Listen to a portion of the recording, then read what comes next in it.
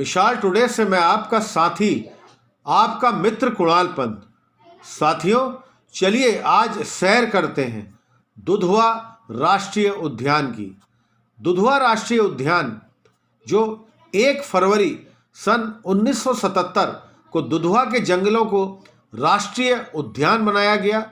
सन 1987-88 1987-88 में किशनपुर वन जीव विहार को दुधवा राष्ट्रीय उद्यान में शामिल कर लिया गया तथा इसे बाघ संरक्षित क्षेत्र घोषित कर दिया गया।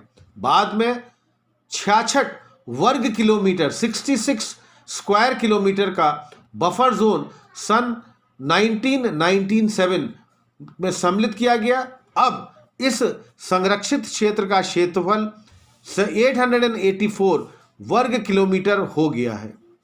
दुधवा राष्ट्रीय उद्यान की स्थापना के समय यहाँ बाघ, तेंदुआ, गैंडा, हाथी, बारहसिंगा, चीतल, कांडा, कांकड़, कृष्ण, मृग, चैंसड़ा, सांभर, नीलगाय, वाइल्ड डॉग, भेड़िया, लकड़बग्घा, सियार, लोमड़ी आदि बहुत सारे जनजीव यहाँ पर पाए गए और मछलियाँ व आर्थ्रोपोड्स की भी लाखों प्रजातियाँ यहाँ निवास करती हैं।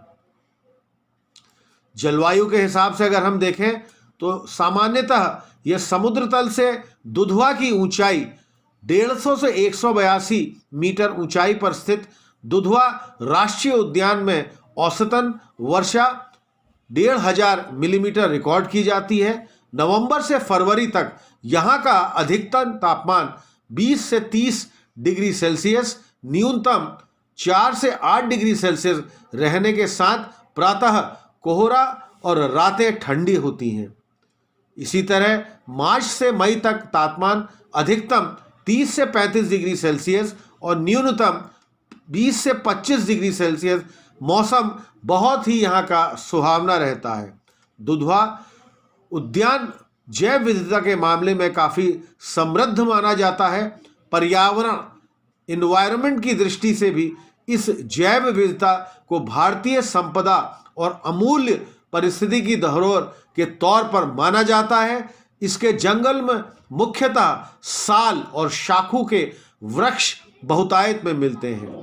हिरणों की 5 प्रजातियां चीतल, सांभर, काकड़, पाड़ा और बारहसिंगा और इसी के साथ साथ बाघ, तेंदुआ, भालू, सेही, उड़न गिलहरी, हिस्पिड हेयर, बंगाल फ्लोरिकन, हाथी सूंड, मगरमच्छ, लगभग 400 पक्षी प्रजातियां तथा और भी तरह की तितलियों के अतिरिक्त दुधवा के जंगल तमाम अज्ञात एवं अनदेखी प्रजातियों का घर है। वनस्पति की दृष्टि से देखा जाए तो यहाँ पर इसके उद्यानों में साल, असना, बहेड़ा, जामुन, खैर के अतिरिक्त कई प्रकार के वृक्ष इस वन में मौजूद हैं। विभिन्न प्रकार की झाड़ियाँ, घासें, लतिकाएं, औषधीय वनस्पतियाँ तथा सुंदर पुष्पों वाली वनस्पतियों बहुत इसमें पाई जाती हैं। बाघ परियोजना दुग्ध उद्यान की वन्य परियोजनाओं में बाघ परियोजना एक बहुत किशनपुर पशु विहार को सन 1987-88 में भारत सरकार के प्रोजेक्ट टाइगर परियोजना में शामिल करने से इसका महत्व और भी बढ़ गया। 24 अप्रैल 2010 को राज्य सरकार ने बाघों के संरक्षण के लिए बाघ संरक्षण बल गठित करने का निर्णय लिया है।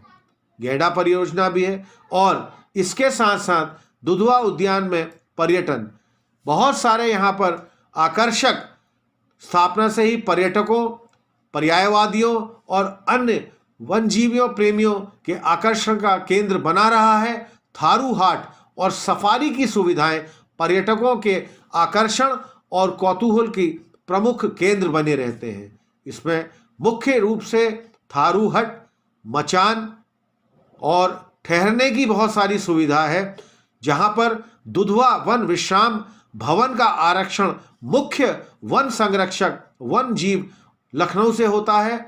थारू हाट, दुधवा वन विश्राम भवन, बनकटी, किशनपुर, सोनारीपुर, बेलरिया, सुलोकुपर का आरक्षीय स्थानीय मुख्यालय से होगा। सठियाना वन विश्राम में आरक्षण फील्ड डायरेक्टर लखीमपुर कार्यालय से संपर्क किया जा सकता है।